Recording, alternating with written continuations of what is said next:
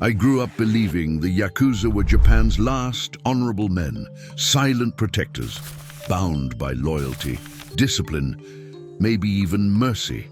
But that image was a lie, a carefully crafted illusion. Behind the tattoos and rituals are stories no one wants to tell. But the darkest part? It's not what they did in the past, it's what they're still doing now, in ways even the police can't or won't touch, hidden in places we never thought to look. They're part of the Japanese Mafia, called Japan's noble gangsters, guardians of the old ways, modern-day samurai sworn to protect the weak. But strip away the silk suits, and the truth bleeds through. This is the story the Yakuza hoped you'd never hear. A tale of brutal rituals, hidden corruption, and a myth of honor built on lies. Imagine a child, barely a teenager, forced into painful rituals to prove unwavering loyalty, a haunting initiation into a world of shadows. Families ruined over unpaid debts, politicians shaking hands with men who built empires through shadowy influence. These weren't samurai. They were gamblers, extortionists, predators, and while Japan rebuilt after war, the Yakuza sank deeper into its foundations. Today, they wear suits, not swords. But the machine still runs, and its shadow still stretches across everything. Let us begin. Real Yakuza stories, they don't tell in movies. They want you to see the cars, the suits, the code of honor, but they won't tell you what happened to the boy who refused to pay tribute, or what really happens when someone tries to leave. One story in particular never left me. We'll come back to it. The silver screen paints the Japanese Mafia Yakuza as anti-heroes, stoic, honor-bound men bound by ancient codes. But the real Yakuza stories, the ones that never make it to cinema, are stripped of glamour. They're quieter, more brutal, and far more tragic. Take the story of a teenager recruited from an orphanage in Osaka, promised family and protection. Within a year, he was running extortion for a loan shark and ordered to endure a painful punishment after a deal went wrong. He was 16. Or the businessman whose company refused to pay protection fees, only to find his daughter threatened, his employees harassed, and his reputation destroyed by planted scandals. These aren't isolated cases. For every flashy car or tattooed boss parading through Kabukicho, there are countless shattered lives behind the scenes. Families forced into homelessness over unpaid debts, bar owners beaten for refusing to comply. Women trafficked and silenced, used as leverage in power games few outside the underworld ever see.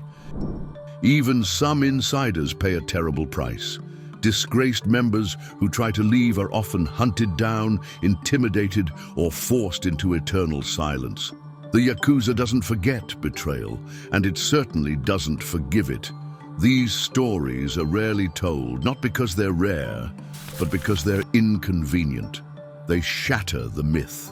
They make it harder to see the Yakuza as anything but what they truly are.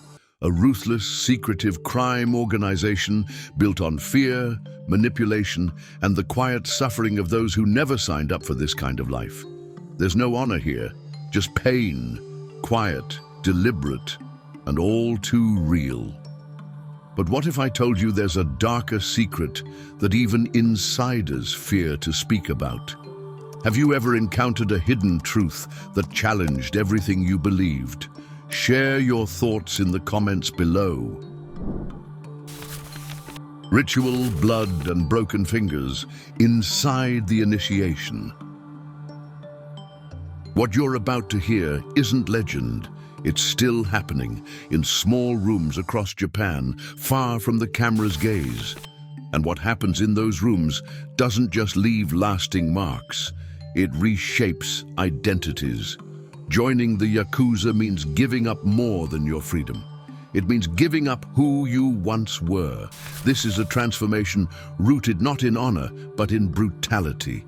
Forget Hollywood's romanticized versions. Yakuza rituals and initiation are violent, humiliating, and permanent. New recruits undergo ceremonies designed to test their obedience and resilience, ceremonies dripping with symbolic cruelty. Central to this initiation is Yubitsume, the ritual severing of the finger. It's not just an act of loyalty, but a grotesque sacrifice meant to bind members forever to their new family. The blade draws pain, marking a permanent red mark onto a white cloth, symbolizing an unbreakable vow sealed by pain. Yet physical mutilation is just the beginning. Prospective members endure psychological conditioning meant to break them down and rebuild their identity. They swear allegiance before shrines, pledging their souls to the gang's leaders, forsaking family, friends, and morality. Tattoos are carved into their flesh, not merely decoration but badges of ownership, permanently marking them as members of the Syndicate. Behind closed doors, these rituals serve a chilling practical purpose. They're tests of submission, ensuring loyalty through shared trauma. Once committed, escape is nearly impossible. Fear and shame become powerful chains, binding initiates to the Yakuza for life. These ancient rites persist even today, hidden beneath tailored suits and respectable facades. Despite modernization and crackdowns, the Yakuza's initiation ceremonies remain stark reminders that beneath their carefully crafted image of nobility lies a savage truth. An organization fueled not by honor, but by fear and blood. The Code of Honor, real tradition or convenient lie.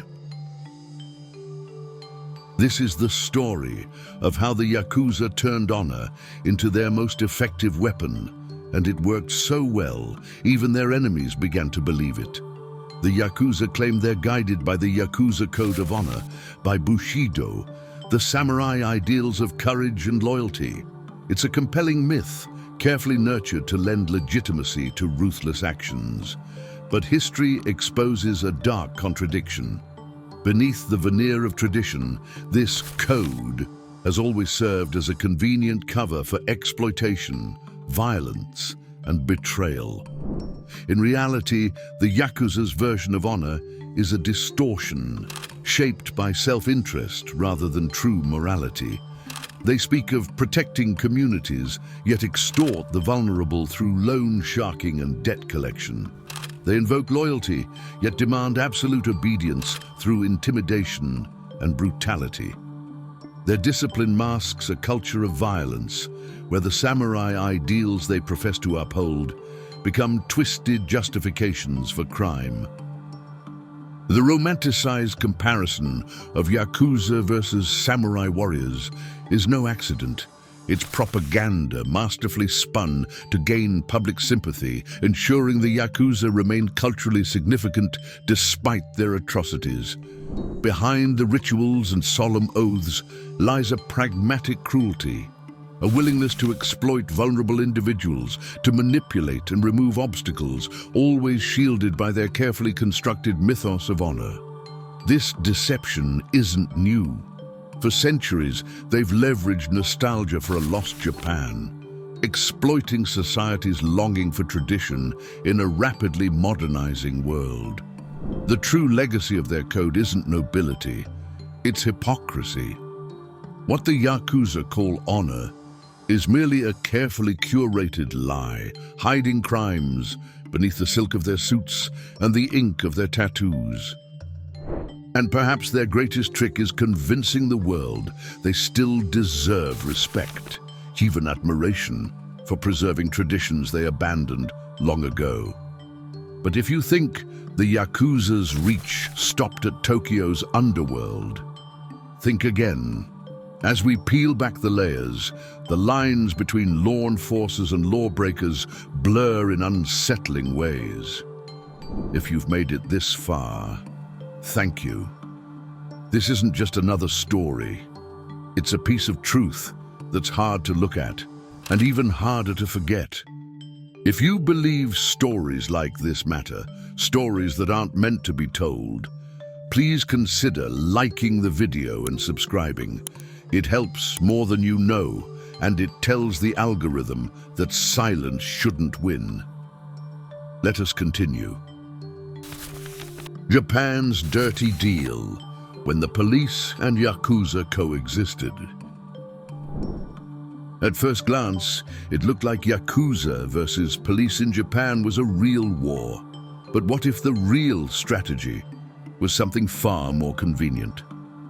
For decades, the greatest threat to the Yakuza wasn't law enforcement, it was chaos. And strangely, the police agreed. In a quiet, unspoken pact, Japan's authorities didn't try to dismantle the Yakuza. They managed them. This arrangement, often referred to as Kanryo Keisatsu Koryu, bureaucratic police cooperation, wasn't official policy, but it was real. Police tolerated Yakuza presence as long as they kept street crime low, settled disputes internally, and avoided unnecessary bloodshed in public. In return, the syndicates operated with surprising openness, maintaining registered offices and business fronts, even handing out business cards. The illusion of control worked until it didn't. Behind this uneasy coexistence was a system riddled with compromise.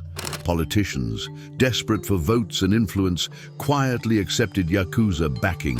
Construction contracts, labor unions, even corporate boardrooms. Many bore the fingerprints of organized crime, protected by the silence of those in power. The line between the enforcers of law and the enforcers of extortion blurred, and in that space, the Yakuza thrived. But as Japan entered the 21st century and international pressure mounted, the fragile truce began to crack. New laws criminalized even passive association with Yakuza groups. Crackdowns intensified. Yet by then, the damage was done. The Yakuza had already embedded themselves in Japan's infrastructure, growing not weaker, but smarter. The idea of the police as guardians of justice becomes deeply uncomfortable when placed beside this history. And the question lingers, did the Yakuza grow powerful despite the system, or because of it? How the Yakuza survived World War II and came back stronger. The Yakuza during World War II didn't just survive the war, they used it, and one unexpected ally helped them return stronger than ever. When Japan surrendered in 1945, the nation lay in ruins. Cities were flattened, the economy collapsed, and the government was in disarray. But while most of Japan was rebuilding from defeat, one group saw opportunity in the rubble, the Yakuza. The post-war chaos created a perfect storm for organized crime. Black markets exploded as food shortages and inflation gripped the country. Former soldiers, jobless and disillusioned, flocked to the underworld for purpose and survival. The Yakuza didn't just fill the vacuum left by a collapsed regime, they thrived in it. Even the occupying American forces, unfamiliar with Japan's criminal landscape, unwittingly empowered the syndicates. In their push to stabilize the nation, US authorities relied on local strongmen to suppress communist movements and maintain order, many of whom were Yakuza bosses. These crime lords became unofficial intermediaries, trading influence for protection and embedding themselves even deeper into Japan's post-war reconstruction. By the 1950s, Yakuza groups had multiplied. Their operations expanded into construction, entertainment, and politics. They rebuilt faster than the government and with fewer restrictions. And they didn't just survive World War II, they weaponized it, turning national trauma into criminal opportunity.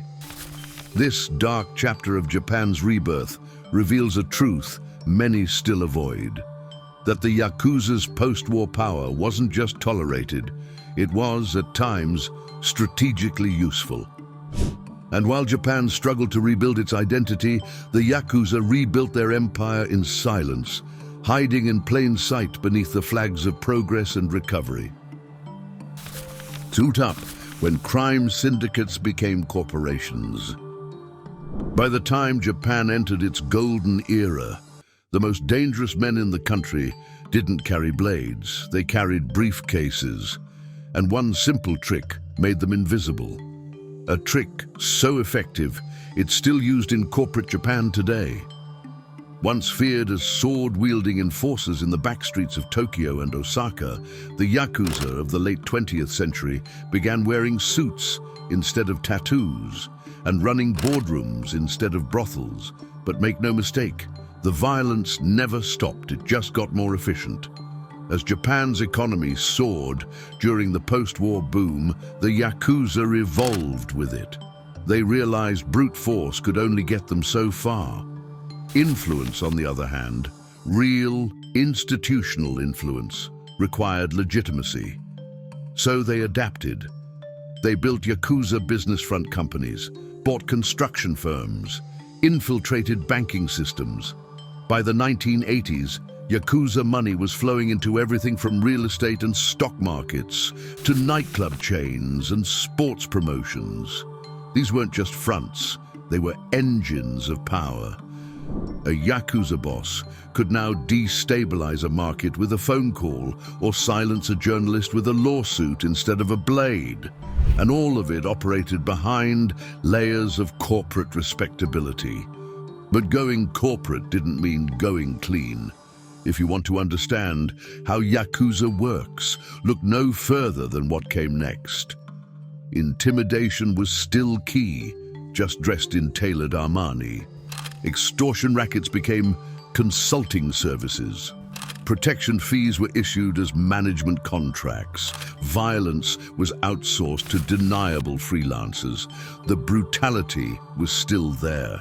Only now, it was buried under paperwork. The Yakuza's metamorphosis into financial predators also made them harder to trace. While street-level crime drew police attention, the real power flowed through offshore accounts, shell transactions, and political donations. It wasn't about street fights anymore, it was about balance sheets. In the modern age, Japan's most feared gangsters didn't need to break the law to break people. They just needed a contract and a signature. But just as the Yakuza perfected the art of going corporate, a new threat began to stir beyond Japan's borders. While they were busy laundering power through polished boardrooms and contracts, another force, older, more elusive, was rising in the shadows of East Asia. And unlike the Yakuza, these rivals didn't care for tradition or visibility. They came prepared for a different kind of war, one the public would never see coming. Yakuza versus Triads, a war you'll never see on the news. There's a turf war unfolding in the shadows of East Asia. You won't find it on the news, but you'll feel its ripple effects very soon. While the world obsesses over Hollywood's portrayal of gangsters, a silent war is being waged in the shadows, one not fought with swords or gunfights in alleyways, but with encrypted accounts, proxy syndicates, and invisible borders. The battle of Yakuza versus Triads is unfolding quietly as the Yakuza's influence wanes in modern Japan. Operating from Hong Kong, Macau, and across Southeast Asia, Triad networks are just as old and just as ruthless as the Yakuza. But unlike the Yakuza, who once thrived on public visibility and structured hierarchy, the Triads move fluidly through the global underworld, often decentralized, adaptable, and terrifyingly efficient. Where the Yakuza built empires on tradition and territory, the Triads embraced smuggling routes, cybercrime, and transnational trafficking. Now, the two forces increasingly collide.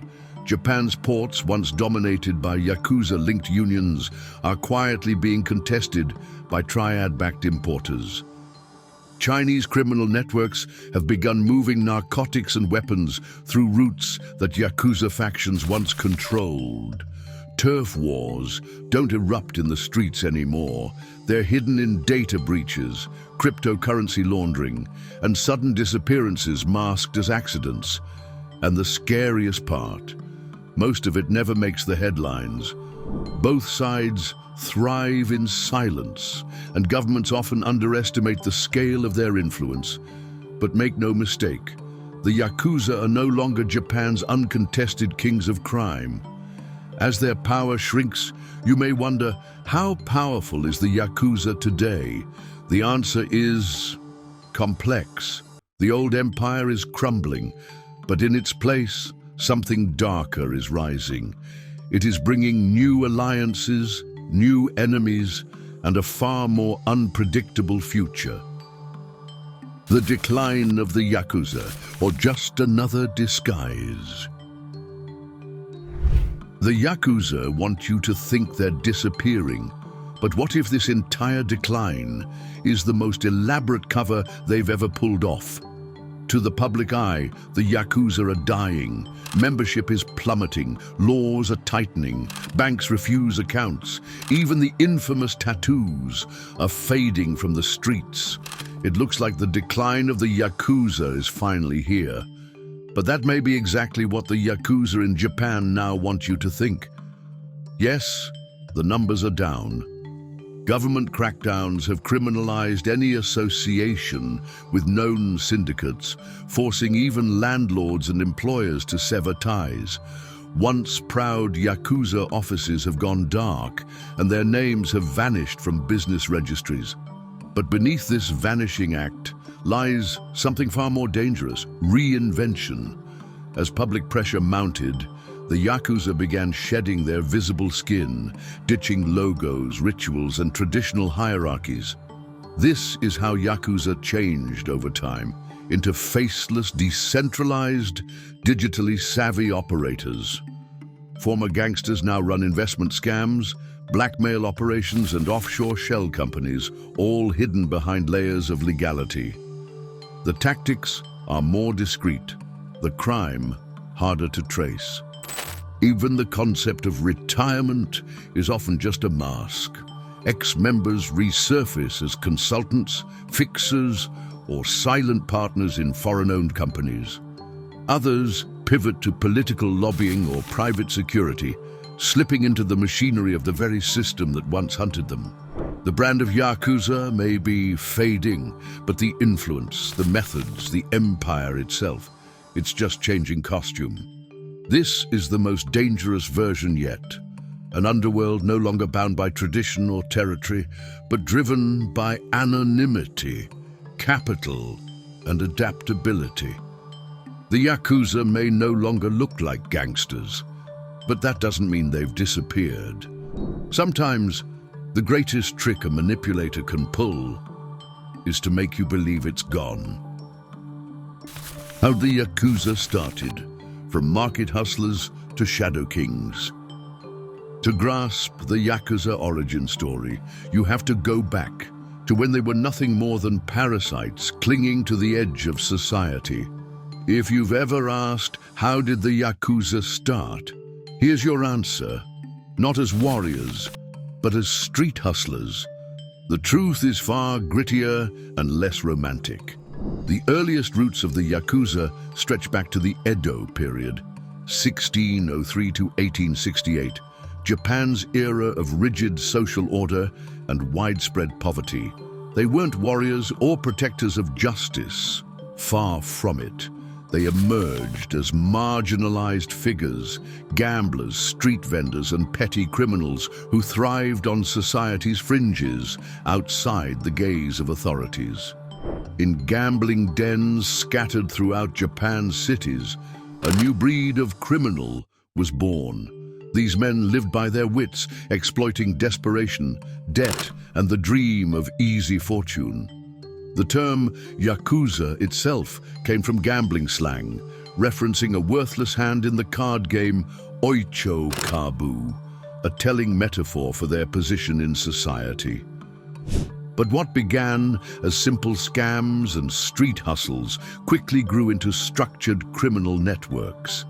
These gangs promised protection to vendors, controlled local trade, and demanded tribute from anyone unlucky enough to cross their path. Yet beneath the rough exterior lay ambition. As their influence expanded, so did their hunger for power. Over decades, these loosely organized hustlers tightened into hierarchical families, adopting rituals and codes designed to cement loyalty and fear. They wrapped themselves in myths borrowed from samurai culture, masking their brutal activities behind an idealized facade of honor and discipline. By the turn of the 20th century, these gamblers and hustlers had become shadow kings, controlling entire neighborhoods and influencing politics from the darkness. What began as society's forgotten outcasts had evolved into something formidable and terrifying, the foundations of Japan's most notorious criminal empire. But what if the Yakuza's greatest power was never violence, but mythology? What if over centuries, they didn't just build a criminal empire, but rewrote themselves into Japan's cultural memory? Could that be why, even as their numbers shrink, their shadow refuses to fade? Let's explore that unsettling possibility in the next part. Crime syndicate or cultural relic? The truth about the Yakuza is, they aren't just criminals, they're symbols of power, of fear, of a Japan caught between its ancient rituals and modern realities. And that's why, even as they vanish from the headlines, they still haunt the country's collective imagination. For over 400 years, the Yakuza have acted as a mirror to Japanese society, reflecting its contradictions, its suppressed rage, and its obsession with order and loyalty. They wrap themselves in the myth of the samurai, not just to survive, but to become cultural relics, untouchable in the public eye. And for a long time it worked. They were both feared and tolerated, criminals and celebrities, outlaws and icons. But the modern world has no place for myths. In a digital age of surveillance, regulation, and international scrutiny, the Yakuza's theatrics, its rituals, oaths, and suits are outdated. Or are they? Because even now, traces of them linger. In corporate boardrooms, echoing with silent agreements, in politicians with murky campaign donors, in traditions that resist reform, and in people who still whisper about protection just in case. To call them just a crime syndicate is to ignore their cultural weight. To call them just a relic is to underestimate their reach. The truth is more unsettling. The Yakuza are both. They are the past Japan can't fully erase, and the shadow of a system that quietly endures. And maybe that's the most frightening part, and the real reason why does the Yakuza still exist. Japan may never truly want them gone. But what if the Yakuza weren't the first to master the shadows? Long before suits replaced swords and fear became a business strategy, there was another force operating in the darkness, one that made even warlords tremble. The ninja. Where the Yakuza built their empire on control and intimidation, the ninja perfected invisibility, deception, and psychological warfare. Some say the Yakuza inherited more than territory. They inherited tactics born in a far darker age. So if you think you've seen the full extent of Japan's underworld, think again. Let's step even deeper into the shadows. Watch our next video to uncover the true dark history of the ninja. If this exploration into the Yakuza's hidden world intrigued you, don't forget to like, subscribe, and hit the bell icon. It helps us bring more forgotten truths to light. And if you're ready to dive deeper, check out the full Dark History playlist, where myth fades and the shadows speak. Good night.